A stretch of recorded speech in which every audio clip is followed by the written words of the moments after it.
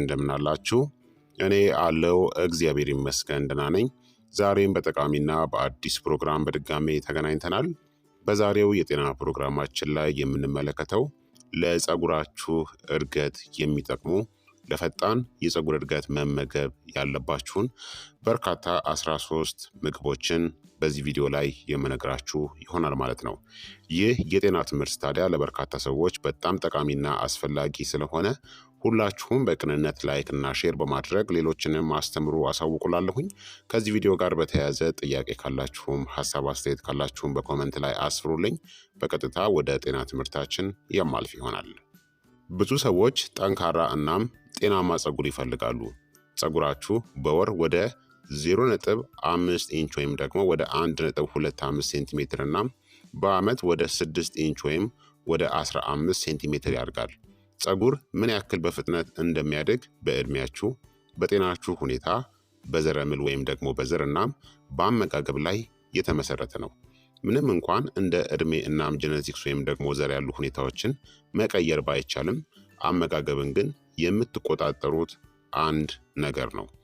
ትክክለኛ ንጥረ ነገር የሌላቸው ምግቦችን መመገብ የፀጉር መርገፍን ያስከትላል። ምክንያቱም ለበርካታ የቫይታሚን እጥረቶች አስተዋጽኦ ስለሚያደርግ። በቫይታሚን እጥረት አማካኝነት አንዴ የፀጉር መርገፍ የሚገጥማችሁ ከሆነ ካልታከማችሁ ወይም ደግሞ የቫይታሚን ወይም የንጥረ ነገር ጉድለቱ ካልተሞላ በስተቀር የፀጉር እድገታችሁ ወደ ቀድሞ ደረጃው በፍጹም ሊመለስ አይችልም። በሌላ በኩል የተመጣጠነ ምግብን መመገብ የፀጉር እድገትን ያፋጥናል ማለት ነው። ስለዚህ የፀጉራችሁን እድገትን የሚያግዙ መመገብ ያለባችሁን ወሳኝ በንጥረ ነገር ከፍተኛ የሆኑ ምግቦችን አሁን እነግራችኋለሁኝ። አንደኛ እንቁላል ነው። እንቁላል የፀጉር እድገትን የሚያበረታቱ ሁለት ንጥረ ነገሮችን የፕሮቲን እናም የባዮቲን ምንጭ ነው። በቂ ፕሮቲንን መመገብ ለፀጉር እድገት አስፈላጊ ነው። ምክንያቱም የፀጉር ስሮች በአብዛኛው ከፕሮቲን የተሰሩ ናቸው። በአመጋገባችሁ ውስጥ የፕሮቲን እጥረት ካለ የፀጉር መርገፍን ያስከትላል። ባዮቲን ኬራቲን የተባለ የፀጉር ፕሮቲንን ለማምረት በጣም አስፈላጊ ነው። ለዚህም ነው የባዮቲን ተጨማሪዎች ለፀጉር እድገት ብዙ ጊዜ ለገበያ የሚቀርቡት። ባዮቲንን በብዛት መጠቀም የባዮቲን እጥረት ባለባቸው ሰዎች ላይ የፀጉር እድገትን ለማሻሻል ይረዳል። ይሁን እንጂ የተመጣጠነ ምግብን ከተጠቀማችሁ የባዮቲን እጥረት ያልተለመዱ ናቸው። እንቁላሎች የዚንክ፣ የሴሊኒየም እናም ሌሎች ለፀጉር ጠቃሚ ንጥረ ነገሮች በሆኑ ትልቅ ምንጮች ናቸው ወይም የበለጸጉ ናቸው። ይህ ለተሻለ የፀጉር ጤንነት ከምትመገቡት ምርጥ ምግቦች ውስጥ አንዱ ያደርጋቸዋል። ሁለተኛ የቤሪ ፍሬዎች ናቸው። የቤሪ ፍሬዎች የፀጉር እድገትን በሚያበረታቱ ጠቃሚ ውህዶችና ቫይታሚኖች ተሞልተዋል። ይህ ቫይታሚን ሲን ያጠቃልላል። አንቲኦክሲዳንትስ ፍሪ ራዲካልስ ከሚባሉ ጎጂ ሞለኪውሎች ከሚደርሰው ጉዳት የፀጉር ከረጢቶችን ለመከላከል ይረዳል። እነዚህ ሞለኪውሎች በተፈጥሯቸው በሰውነትና በአካባቢው ይገኛሉ። እንዲሁም ሰውነት ቫይታሚን ሲን በመጠቀም ኮላጅንን ለማምረት ፀጉርን ለማጠናከር የሚረዳው ፀጉር እንዳይሰባበር ይረዳል። ከዚህም በላይ ቫይታሚን ሲ ሰውነት ብረትን ከምግብ ውስጥ እንዲወስድም ይረዳል። ዝቅተኛ የብረት ወይም ደግሞ የአይረን መጠን ደግሞ የደም ማነስን ሊያስከትል ይችላል። ይህም ከፀጉር መጥፋት ወይም መርገፍ ጋር የተያያዘ ነው። ስለዚህ የቤሪ ፍሬዎችን በአመጋገባችሁ ውስጥ አካቱ። ሶስተኛ ስፒናች ነው። ስፒናች እንደ ፎሌት፣ ብረት ወይም ደግሞ አይረን እናም ቫይታሚን ኤ እናም ሲ ባሉ ጠቃሚ ንጥረ ነገሮች የበለጸገ ጤናማ አረንጓዴ አትክልት ሲሆን ሁሉም የፀጉር እድገትን ሊያበረታቱ ይችላሉ። ቫይታሚን ኤ የቆዳ እጢዎች ስብን ለማምረት ይረዳል። ይህ ቅባታማ ንጥረ ነገር የፀጉርን ጤንነት ለመጠበቅ የራስ ቅልን ለማራስም ይረዳል። ስፒናች ለፀጉር እድገት አስፈላጊ የሆነው ከእጽዋት ላይ የተመሰረተ ትልቅ የብረት ምንጭ ነው። ብረት ደግሞ ቀይ የደም ሴሎች በሰውነት ውስጥ ኦክስጅንን እንዲሸከሙ እና ሜታቦሊዝምን እንዲያሳድጉ እና እድገትንና ጥገናንም ለማገዝ ይረዳል። አራተኛ ወፍራም አሳ ወይም ስባማ አሳ የምንላቸው ፋቲ ፊሽ ናቸው። እንደ ሳልመን ያሉ ስባማ አሳዎች የፀጉርን እድገትን የሚያበረታቱ ንጥረ ነገሮች አሏቸው። ከፀጉር እድገት ጋር የተቆራኙ የኦሜጋ 3 ፋቲ አሲድ ምርጥ ምንጮች ናቸው። ኦሜጋ 3 እናም ኦሜጋ 6 ፋቲ አሲድ እንዲሁም አንቲኦክሲዳንት የያዙ ማሟያዎችን መውሰድ የፀጉር መርገፍንና የፀጉር እፍጋትንም ይቀንሳል። ወፍራም አሳ ወይም ደግሞ ስባማ አሳ ጠንካራ እናም ጤናማ ፀጉርን ለማዳበር የሚረዱ ንጥረ ነገሮች የፕሮቲን፣ የሴሊኒየም፣ የቫይታሚን ዲ3 እናም የቢ ቪታሚኖች ምንጭ ነው። አምስተኛ ስኳር ድንች ነው። ስኳር ድንች ትልቅ የቤታ ካሮቲን ምንጭ ነው። ሰውነት ይህን ውህድ ወደ ቫይታሚን ኤ ይለውጠዋል። ይህም ከፀጉር ጤንነት ጋር የተያያዘ ነው።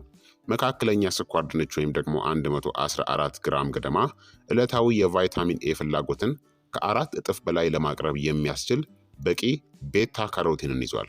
ቫይታሚን ኤ የፀጉርን እድገትን ፍጥነት ያፋጥናል እናም ወፍራም የፀጉር እድገትንም ያበረታታል። ስድስተኛ አቮካዶ ነው። አቮካዶ ጣፋጭ፣ ገንቢ እናም ጥሩ የጤናማ ስብ ምንጭ ነው። በተጨማሪም የፀጉር እድገትን የሚያበረታታ የቫይታሚን ኢ በጣም ጥሩ ምንጭ ናቸው። አንድ መካከለኛ አቮካዶ ወይም ደግሞ 200 ግራም ከዕለታዊ የቫይታሚን ኤ ፍላጎቶች ውስጥ 21%ን ያቀርባል።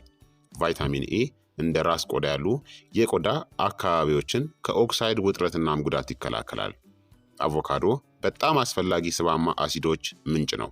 እነዚህ ቅባቶች በሰውነት ሊመረቱ አይችሉም፣ ነገር ግን የሴሎቻችሁ አስፈላጊ የግንባታ ብሎኮች ናቸው። ሰባተኛ ለውዝ ነው። የለውዝ ፍሬዎች ጣፋጭ፣ ምቹ እናም የፀጉር እድገትን የሚያበረታቱ የተለያዩ ንጥረ ነገሮችን ይይዛሉ። ለውዝ ብዙ አይነት ቪታሚኖች፣ ዚንክ እናም አስፈላጊ ቅባታማ አሲዶችን ይሰጣሉ። የእነዚህ ንጥረ ነገሮች እጥረት የፀጉር መርገፍን ያስከትላል። የለውዝ ዝርያ ከፀጉር እድገት በተጨማሪ ለተለያዩ የጤና ጥቅማ ጥቅሞች ይውላል። ይህም እብጠትን መቀነስ እናም ለልብ በሽታ ተጋላጭነትንም ይቀንሳል። ስምንተኛ ተልባ ነው ወይም የተልባ ዘሮች።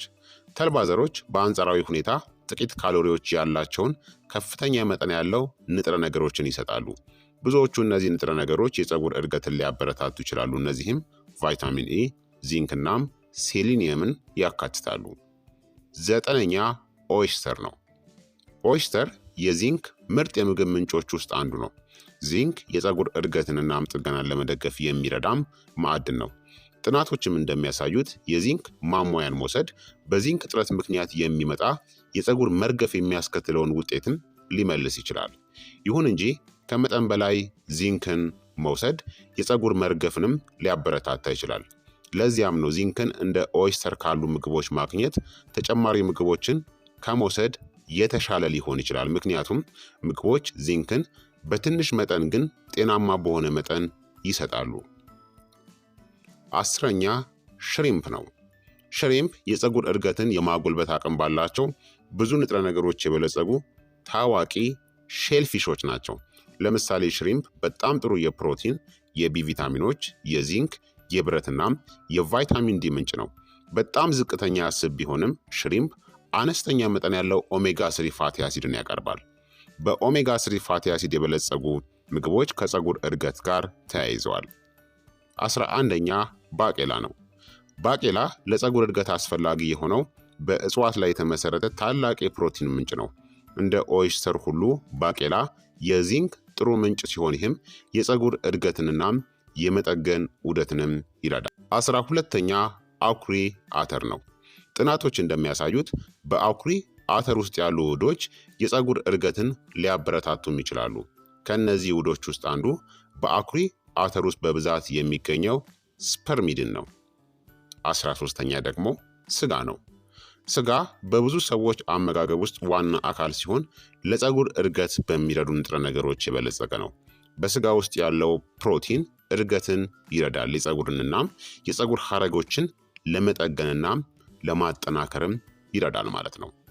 ስለዚህ ክቡራትና ክቡራን ተመልካቾቼ አመጋገብ ለፀጉር እድገት በጣም ወሳኝ የሆነ አስተዋጽኦን የሚያደርግ ነው። ምክንያቱም የቫይታሚን ጉድለት እንዳይከሰት ስለሚያደርግ። ስለዚህ እነዚህን ጤናማ ምግቦችን ከተመገባችሁ ለፈጣን የፀጉር እድገት፣ እንክብካቤ፣ ጥንካሬ ይረዳችኋል ማለት ነው። ስለዚህ እነዚህን ምግቦች ለፀጉራችሁ እድገት በአመጋገባችሁ ውስጥ ማከል ይኖርባችኋል ማለት ነው።